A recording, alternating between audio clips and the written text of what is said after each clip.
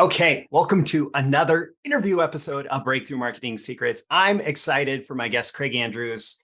As soon as I saw what he does, I just knew that he would be able to provide a ton of value. And as I have gotten to know him a little bit more, I'm absolutely like, yes, perfect.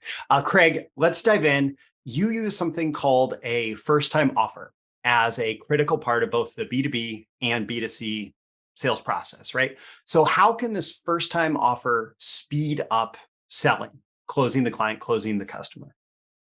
So, Roy, I'm been looking forward to this myself. Thanks for having me.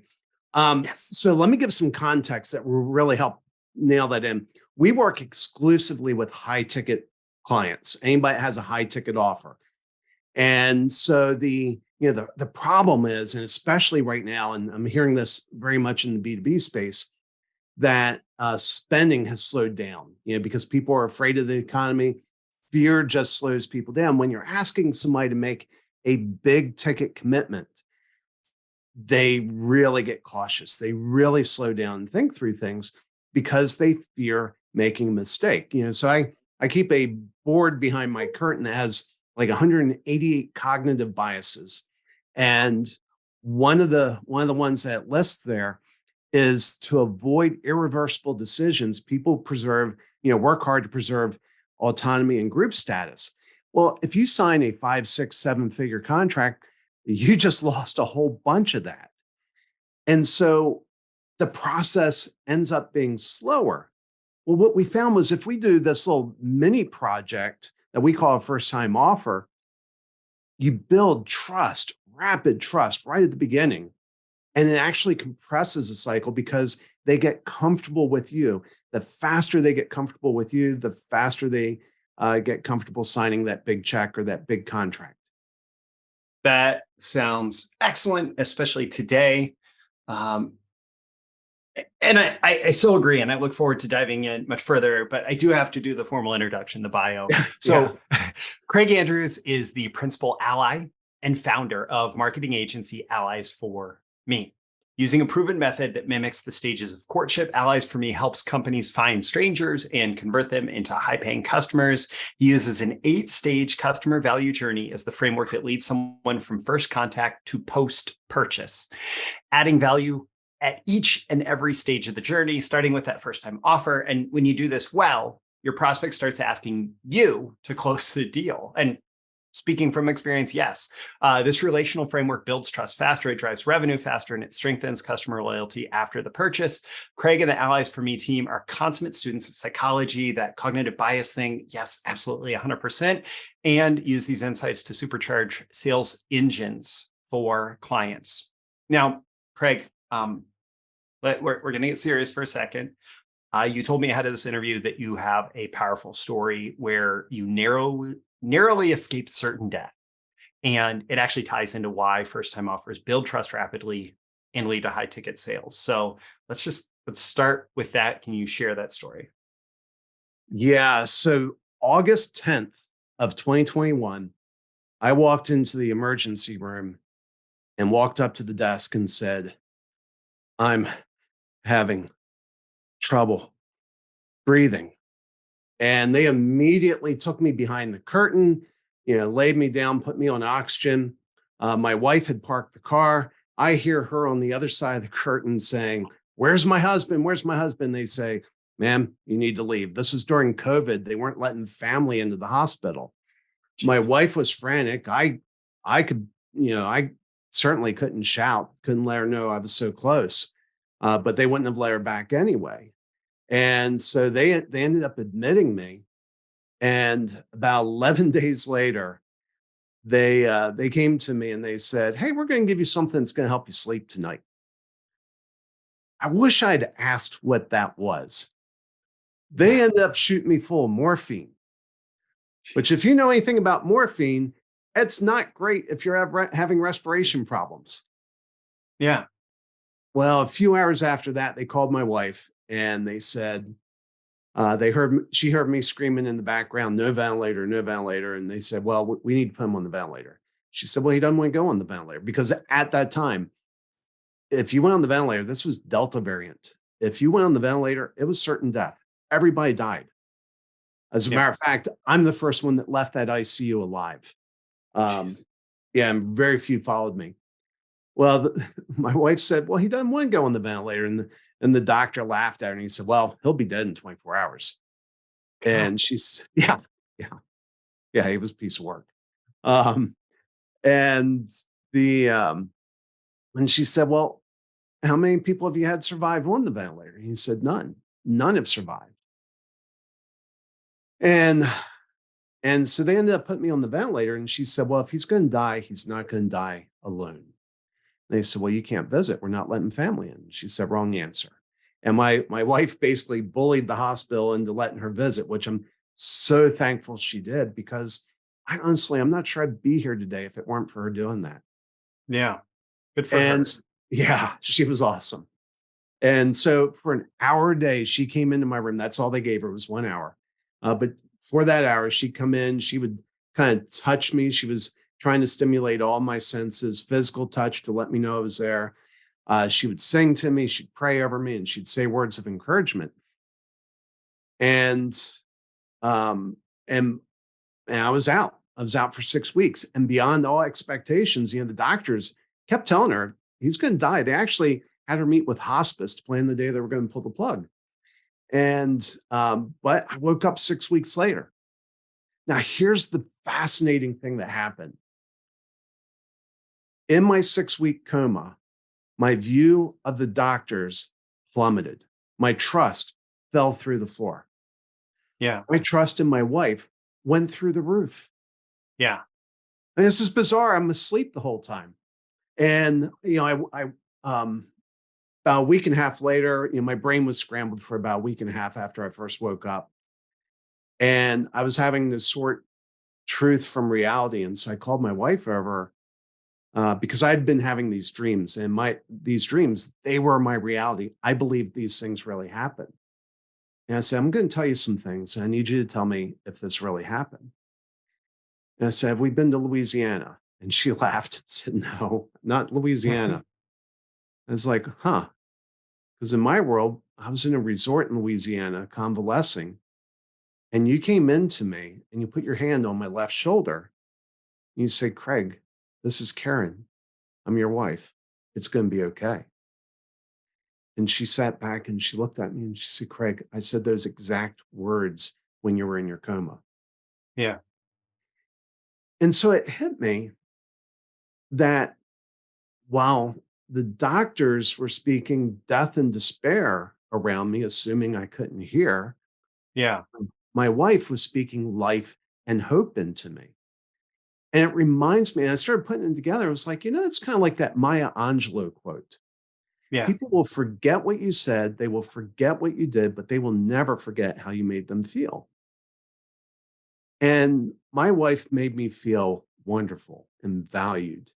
And so when I woke up and the doctors started coming and asking, "Hey, we'd like to do such and such," um, I just told the doctors no. I didn't Yeah. trust them. And so they had to go through my wife. Anytime they wanted to do something to me, they would go to her. She'd come talk to me and she'd say, "Hey, the doctors want to do this." And in hindsight, they were things that were immensely sensible, but my brain was scrambled and I knew I didn't trust the doctors. Yeah. And and as I got out of the hospital and I started processing all that happened, we've been doing these first time offers for several years. I was like, "Oh my goodness, that's what those offers do." We come in, and one of the cornerstones is you actually have to help somebody solve a problem in their life. Yeah. And when you come alongside somebody and you help them solve a problem, it builds trust at insane speeds. And For that's where sure. you're speeding up the sales process. Wow. Yeah. Absolutely. So is that trust then? I I'm I guess leading with maybe the answer to this next question. Is that trust what is broken in high ticket, high trust sales, that we just expect someone to trust us for, like you said, 5, 6 figure deal, um, and they have no reason to do that yet. Yeah. Yeah. Well, here's what I liken it to. It's Yeah. kind of like walking into a bar and you see somebody cute on the other side of the bar and you walk up to them and say, hey, you're kind of cute. Can I get your phone number? What the heck? Let's just get married. Or something else. And I've known guys try to go for the something else. And and we don't do that because it's inappropriate. The young lady would look at you and say, you're kind of creepy. Will you go away? And so in our personal relationships, we don't do these things because we know it's overreaching. We know it's inappropriate. But for some bizarre reason, when we're asking somebody to make a $10,000, $50,000, $100,000, or $1 million commitment, that's exactly what we do. Yeah, for sure. For sure. And, either those sales processes can be dragged out to make it, to reach that point where trust is built, right?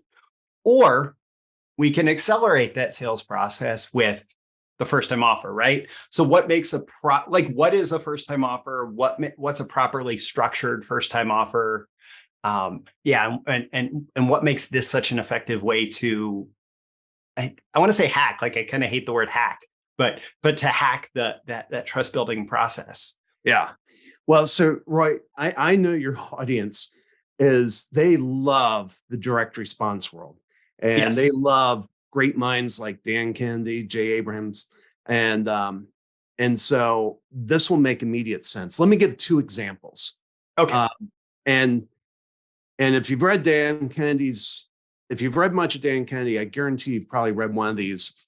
But the first one, back when albums were popular the first time, Columbia House Records had this deal where they said, we'll give you 13 albums for a penny. Yes. So if you're the kind of person that wants to build a record collection, for 1 penny, we'll get you 13 steps closer to your goal. And it was great. And Columbia House Records made tons of money because they enrolled you in their program. And they lost money on the first transaction, made money on every transaction after that.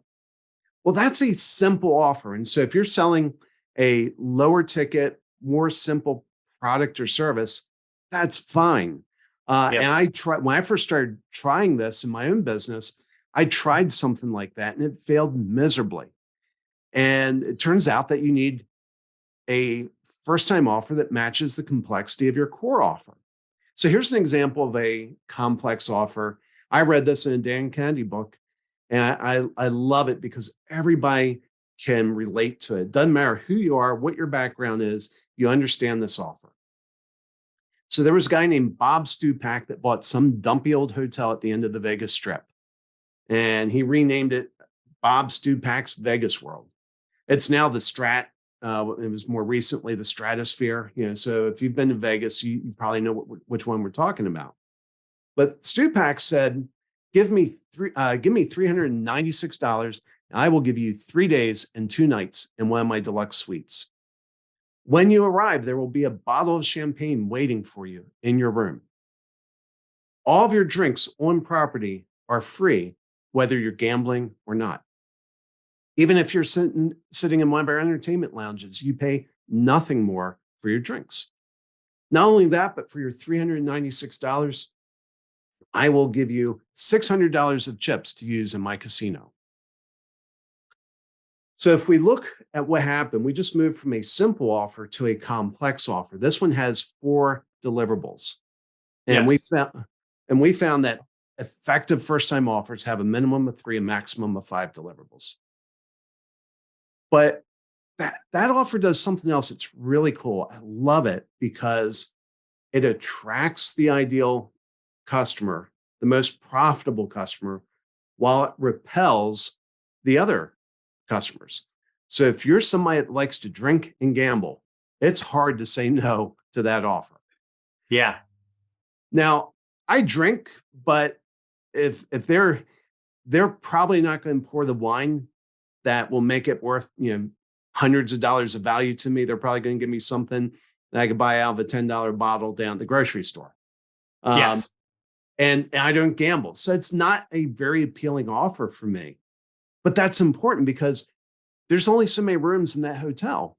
And he wants every room filled with somebody who likes to drink and gamble because those are the people he's going to make the most money off of. Yeah, For sure. And one of the things I think that the free drinks is going to do is it's going to keep them on site so they can blow right through that $600. And and even when they've blown through that $600, they're not going to go down the street, right? They're gonna stick around for the free drinks and they're going to buy some more chips. And Yeah. Well, and what about when they eat? Are they going to go somewhere else where they have to buy their drinks? Or are they going to eat on site where they pay for the food, but the drinks are free? Absolutely. So it's a great first time offer to pull people in and get them engaged with the process. I love this 3 to 5 deliverables thing. What did that come out of? So I sort of stumbled into it, and we were talking earlier in the green room. It seems like we've all eaten from the same tree of knowledge. It's coming off in different branches, and I'm sure this is somewhere at the base. But somebody kind of threw that out, and they say, "Hey, if you want to make a really powerful offer, you want to have a minimum of 3 and a maximum of 5 deliverables." And I started looking at that, and I was like, and started processing. I was like, that makes a lot of sense from a number of ways. One, if you have less than 3 deliverables, it feels undervalued. It feels underwhelming. And if you have more than 5, it overwhelms the brain. You know this. We can only process so many things, and the confused mind won't purchase. Well, so there's a good little trick of copywriting that you usually want an odd number of bullet points in a group of bullet points, and 3 to 5 is really the ideal number. And I would imagine with the offer, you can almost do the main offer plus the 3 bonuses makes for 3 bullet points, with like a leader. So there is something in the way that the human mind processes odd numbers, small chunks, all of that 3 to 5 also just makes intuitive sense. So an offer like Bob Stupex is really compelling, but also from a financial perspective, like I can immediately go to that place where I say, okay, $396, I think you said, $396, $600 in chips. That person could go to the cashier and they could cash out those chips. And I'm losing money on every person coming in, and they could sit there drinking all weekend, and I'm losing even more money on every person coming in. That makes me really uncomfortable. So I imagine that might be one reason people don't use a first-time offer like this. Is that the main reason, or are there other reasons that people hesitate with this? Yeah, there's other reasons. So I've gotten to the point where if accountants show up, I try to send them away. And I had a referral lead come in recently, and it's a guy who's he coaches fractional CFOs. He used to be a fractional CFO. Yeah. And I just told him, I said, hey, look, this is what we're going to be, at some point in our process, we're going to recommend a first-time offer to you. Accountants hate it. I just want you to know, fair warning. If we're going to ask you to take some of the lifetime value out of the customer and devote it to customer acquisition. And if that's going to bother you, please don't call me, because there's something in the accountant's mindset where they just can't get through that. And I've got a buddy, I think the world of him. He, when I was in the hospital, he's the one that made sure my employees got paid. He made sure my wife knew how much money we had. He made sure she got paid. He stood in, he took care of my family when I couldn't. I think the world of this guy. But I just wanted to slap him silly here recently. We were sitting around, he was talking about a new service he wanted to offer to his clients where you pay him $300 a month, and he will keep your books in line all year long, and he'll file your taxes for you. And there won't be any additional fee for filing the taxes. And he told me about that in February of 2023. Shortly before the business filing is due on March 15th. And he was looking for some feedback. And I asked him, I said, hey, if you had 5 new clients show up out of the blue for this, could you service them? He's like, yeah. I said, could you do their taxes? He said, yeah. I said, all right, here's your offer. You go out and you offer to do their 2022 taxes for $300 if they enroll in this program. Yeah. And he just looked at me and said, no, I can't do that. I'll be leaving too much money on the table.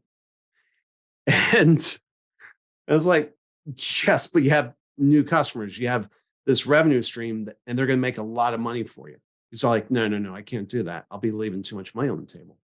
Well, no kidding. I think it was 3 months or 4 months later, I was talking to him and he was celebrating enrolling the first person in that program. Yeah. I'm like, dude, you just left thousands of dollars on the table because your accounting brain couldn't move that lifetime value over into the acquisition bucket. Yeah. It was the desire for the immediate revenue and profits versus the desire for the long-term relationship.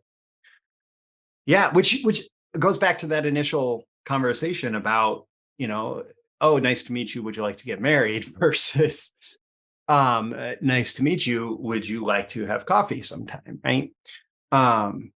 Yeah. Okay. So what goes into an irresistible first time? Like, what do I want to say?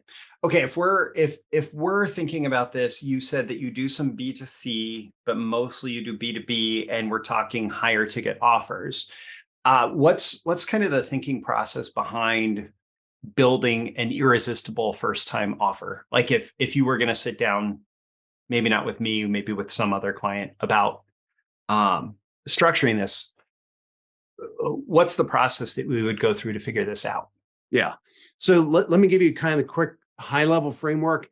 And I guarantee you're going to recognize it immediately. Your listeners are going to recognize it immediately, at least like the core. So it has to be an impulse purchase. It means coins in the cushion of the couch, money in the wallet, or the B2B equivalent of it.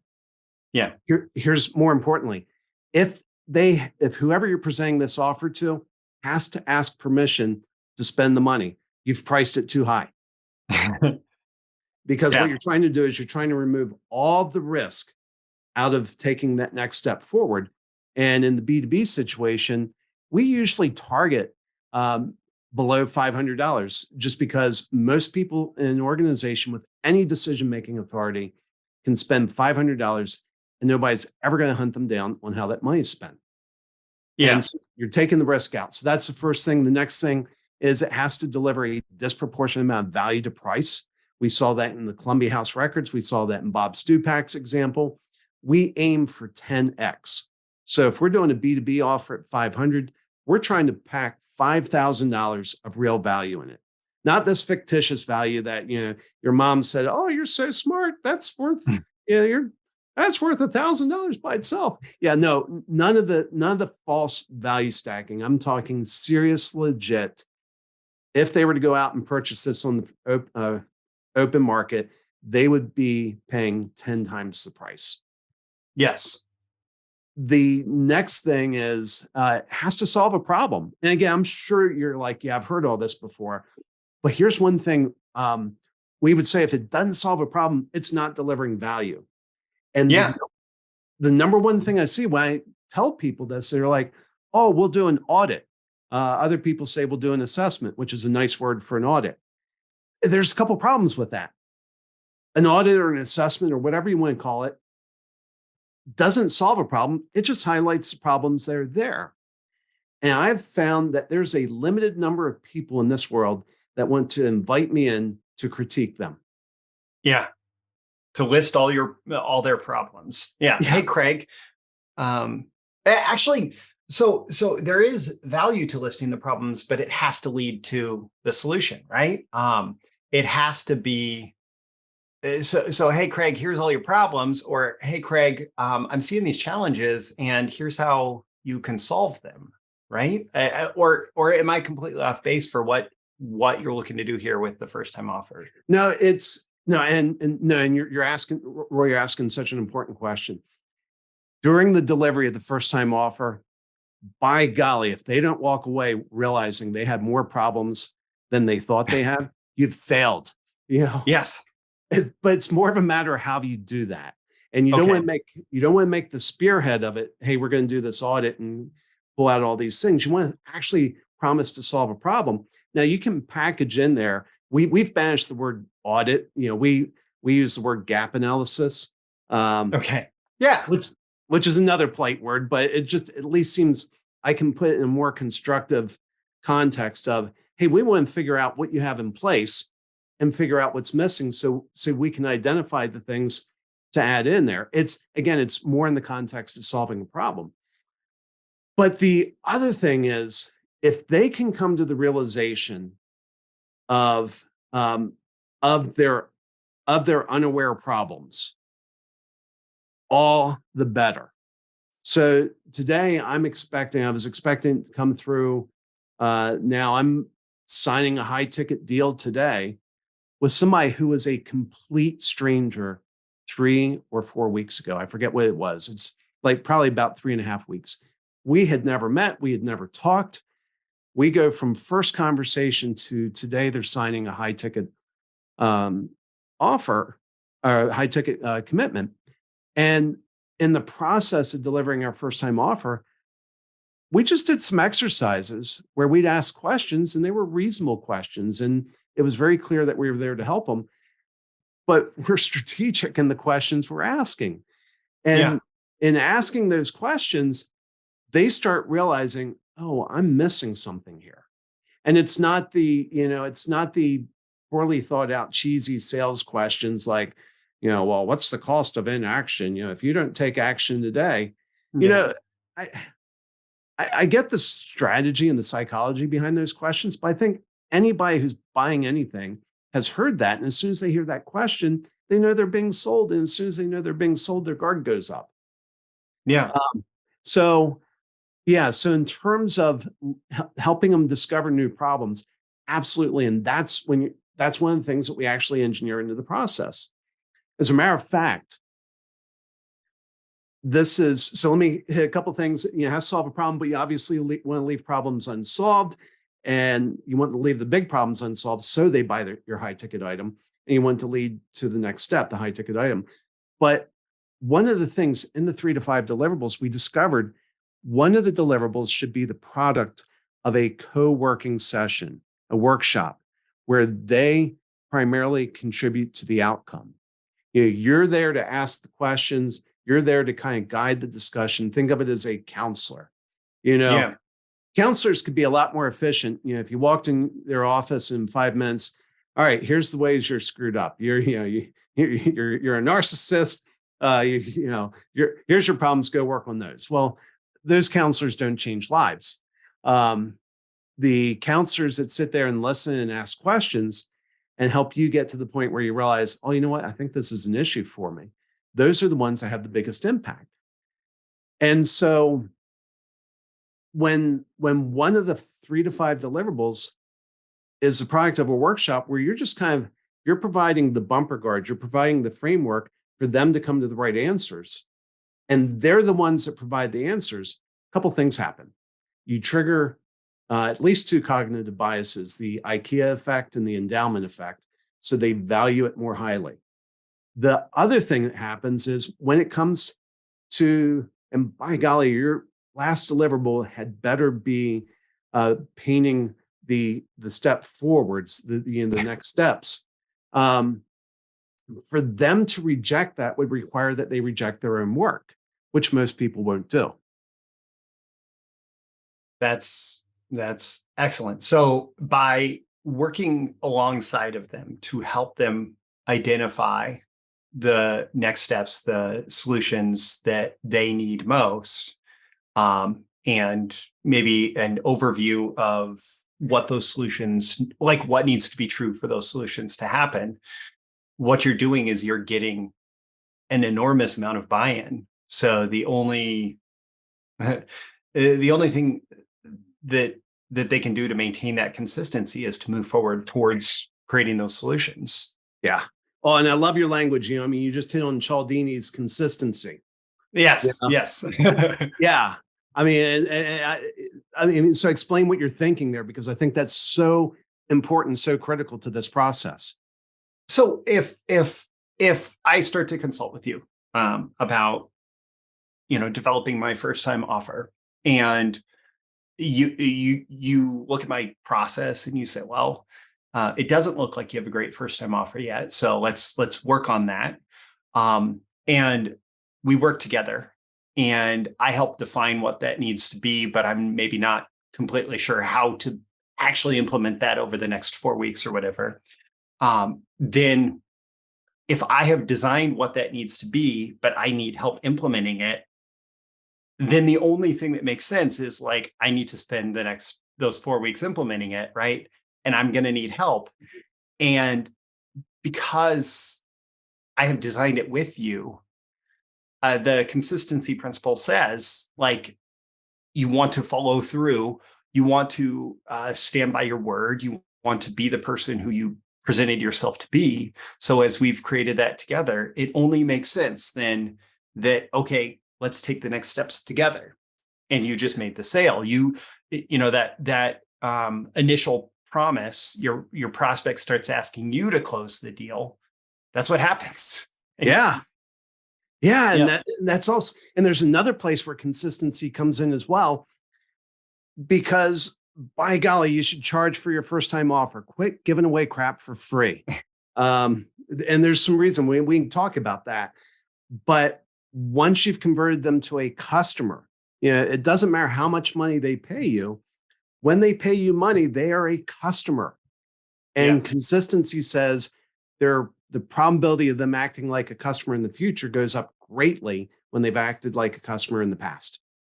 Yeah, well, and that's why so many direct marketers, like the Columbia House example, they work so hard to get you to even spend a penny, because then there's that commitment. If if somebody buys, for example, there's that free book offer that's used so often. When somebody buys the free book, they're much more likely to buy a course. When they've made some kind of purchase, they're just much more likely to spend more with you because they have already stepped into that customer role. And one of the challenges for example, for people like agencies or service providers or marketing creatives is that if it's either, $20,000 project or $40,000 project or whatever, or nothing, right? There's nothing in between that. So you have this high probability that you're just going to spend a bunch of time trying to pitch people, trying to convince people, trying to find that person who's going to spend that, versus I've been playing a lot recently, kind of behind the scenes, with this pay to pitch process, or paid to pitch. And that's essentially what this does. Is we can have a short conversation. We can figure out if we're a fit, like the accountant, for example. Okay, well, I'm looking to work with businesses that are in this range, right? And that have this ongoing need. And if you are a fit, and we can figure this out in a quick 15-minute conversation, the first step is I'll just do your taxes from last year for this price if you enroll in this ongoing service, right? Because a good accountant is somebody who's with you 12 months out of the year. And so I'm actually getting paid to pitch, but in that case, I'm just doing the taxes, like it's the first thing, or whatever the appropriate first time offer is, I'm getting paid to pitch you on the next level, right? Yeah. Well, cool. So not everybody loves sales. Yeah. How does this change the sales process? What does a first-time offer do for someone who doesn't like sales, doesn't like selling, feels really uncomfortable when they pitch their high-level offer, whether it's 5,000 or 50,000 or 500,000 or whatever? Well, you're describing me. Okay. And I suck at sales. I'm horrible at sales. And and for me, I had to do this. I had to come out with this as a matter of survival. I was going hungry, and I'd done all these different sales trainings. I tried the different sales line. I felt icky. It didn't resonate with me. I didn't feel like I was being authentic and genuine, and it didn't work. And so the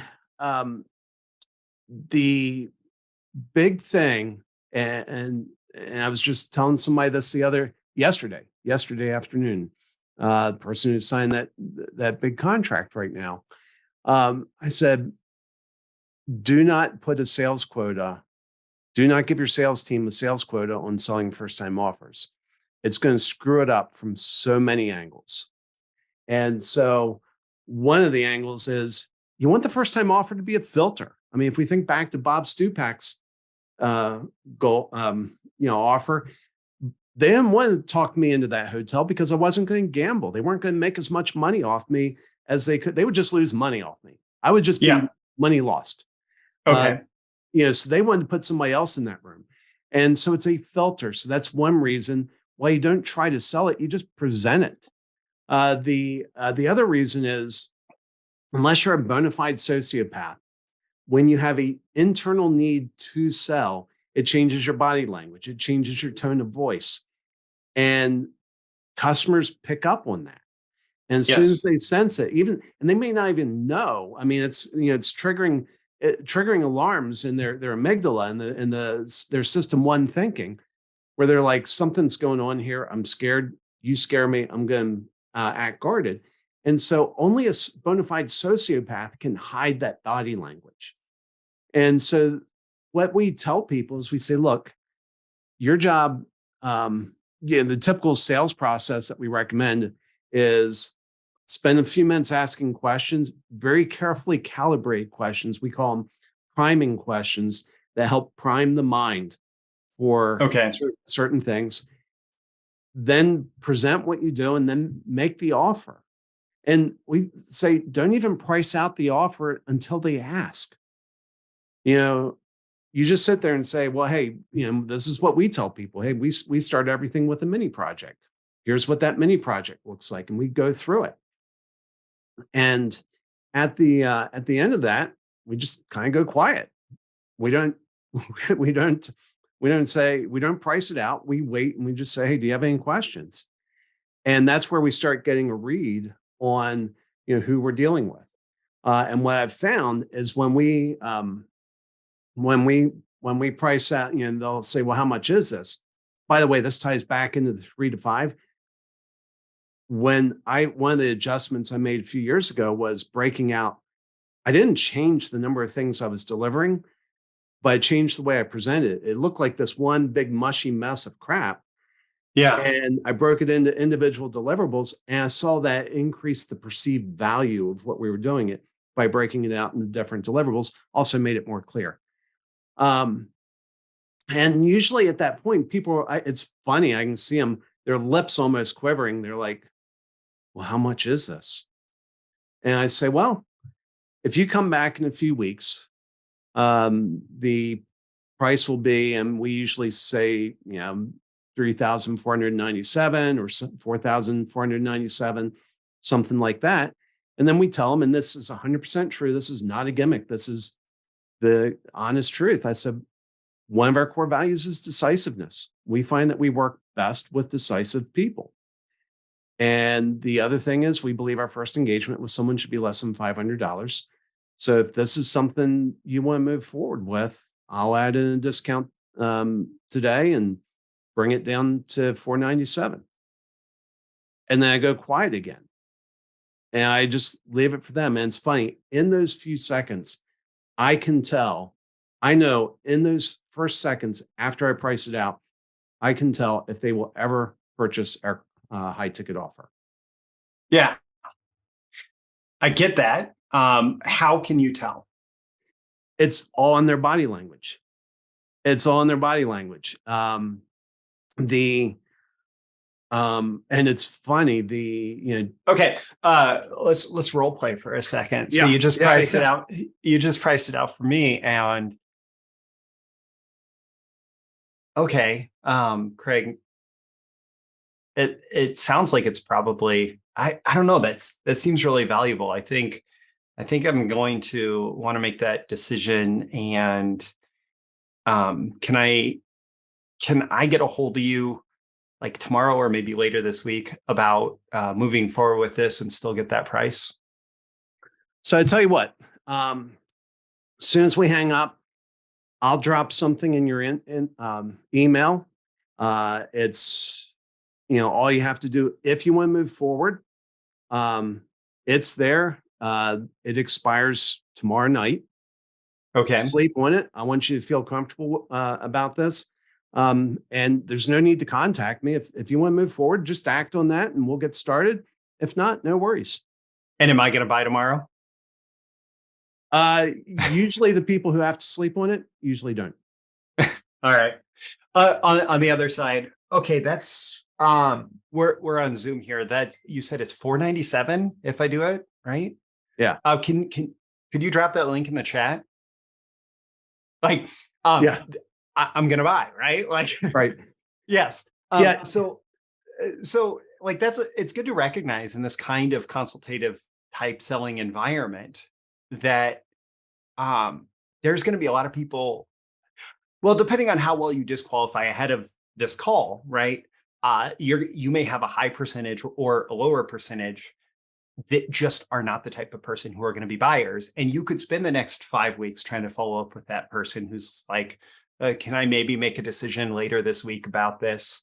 Or you can not do that, and you can get them to take it, or you can instead of following up with those people, you can find the next person, and get a ton more value out of your selling process. Yeah. And the one thing I don't do in this, I don't write a proposal. I haven't written a proposal in years. Yeah. Well, I know we're both students of Kennedy, and I know that he hates that language, a proposal. If you're going to do anything for a bigger project, you're going to call it an action plan. But in this case, you're making such a productized, simple offer. Simple is maybe not the right word, but it's a visible and obvious offer. And because it's productized, there should not be a proposal, right? Yeah. Yeah. Right. And usually our fifth deliverable is that action plan, which, guess what? I know this will shock you. We usually give 3 options priced at 3 different levels. And we usually take the 3 little bears, scenario, the high level we throw in, we're like, we'll have coffee delivered to your office on Mondays. We just throw everything in there that we can possibly imagine. And, yes. And then on the low ticket thing, we try to leave out something out of the low ticket one that's extremely valuable, extremely desirable. And so it kind of naturally steers them into that. And it's interesting. I've had people that have surprised me and bought the high ticket one, and I've had people surprise me and buy the low ticket one. The low ticket one would be a cheap bastard. And you know what? You asked something earlier. Where are some barriers? Where are some things that people push back on? You have to be willing. You have to go into this saying, you know what? There's some people that are just going to get a screaming good deal, go away and never be a customer. You have to be okay with that. And you can't focus on that. You have to focus on the greater thing. And here's a great story that makes that point. Do you know who Roy Williams is? Roy H. Williams? Yeah, Wizard of Ads. Yes. Yeah. I'll see him tonight. I'll be out at the academy. He tells a story. And for those of your audience that don't know, he's more of a radio guy. But if he takes you on as a client, start shopping for your boat, your ranch, whatever it is that you've been waiting for, because you're about to be a very, very wealthy person. And he had somebody years ago that back when frozen custard was a new thing, they say, hey, can you help us advertise frozen custard? And he's like, yeah, of course. And he's just talking to him. He said, what's they said, if somebody tastes our custard, we know they will come back as a customer. We know they will. And he said, what's my budget? And they gave him a budget. And he said, all right, here's how I'm going to use the budget. I want you to go spend this much on supplies for making frozen custard. We're not going to spend that on advertising. You're going to go buy supplies for making frozen custard. And on this day, we're going to run radio ads all day long, advertising free custard at your shop. And that's what they did. And they sold they gave away way more custard than they ever imagined. Yes. And the business just blew up. It exploded. And and grew. And but as the guy opened up other locations, he refused to do that. And Roy's like, why? He's like, I saw these little bastards. They come up, they get their frozen custard. And while they're still eating the custard, they go around and get back in line to get another frozen custard. Those chiseling bastards. I'm never running this promo again. It put them on the map. It made them tons of money, but they couldn't get over the fact that a few people were cheating them. You have to look at the big picture, not the small picture. Yeah. All right. Well, I do have a hard stop at the end of our recording time here. So I want to make sure that we are able to adequately cover the next actions that people need to take here if they want to build their own first-time offer. And I think that you've done a lot to motivate folks, but people can definitely go deeper here. And so you have a free guide and a 23-day access to a self-paced course, both to help us develop our own irresistible first-time offer. Can you shared that there's a reason for the 23 days. Yeah. So can you let us know the first, why we should do this, what we're going to get, and then why only 23 days access? Yep. So when I started on this, I started from a body of knowledge of, hey, here's what you do. And, a lot of what I said was where I was starting, but I screwed up. My first offer failed. My second offer failed. My third offer failed, just not as much. I mean, it took me 18 months to finally get this thing working. And then we've refined it for 5 years since then. And so the guide hopefully helps you avoid some of the mistakes I made. And the course is another way of breaking it down. The reason we limit the course to 23 days, I'm sure, I'll tell you, I've done this. I've signed up for somebody's free course. I've never logged into it. It's never changed my life. I haven't benefited from it. We're in the business of changing lives. And we know that if we put a hard limit on that time, that people will actually go in there and consume the content. We see it in the analytics. So it's 23 days. That gives you plenty of time to go through the course. We do want it to change your life. We do want it to change the way high ticket sales is done. Excellent. Excellent. Well, the link is going to be in the description. That's probably the best way to get get directly there. I will read the URL to you so that you know it. If you want to type it in, it's allies, ALLIES, for the number 4, me. That's alliesforme.com/breakthrough marketing. alliesforme.com/breakthrough marketing. Again, that link's in the description if you just want to tap it or click it to get there. And that's where you sign up. You get the guide, you get the 23 days access so you can go out there, you can implement, and in 23 days or less, you can be launching your irresistible first-time offer and connect with Craig even deeper. That's all at alliesforme.com/breakthrough marketing. Craig, thank you so much for being on Breakthrough Marketing Secrets. This is a ton of value. It was a wonderful conversation. Thank you, thank you, thank you. Roy, it's been a delight. Thanks for having me. Absolutely. And to everyone who's been here, I would love to hear at least one action item, one takeaway that you're going to apply from this lesson. You can leave that comment with the episode, and I'll see you again in the next episode. See you soon. Thank you once again for tuning in to this daily episode of Breakthrough Marketing Secrets. Remember, check out the links with this episode for even more value. Now make sure you like, comment, share, subscribe, and engage in every way you can to keep this show going and growing and delivering daily value to you. I'll catch you soon for your next big breakthrough.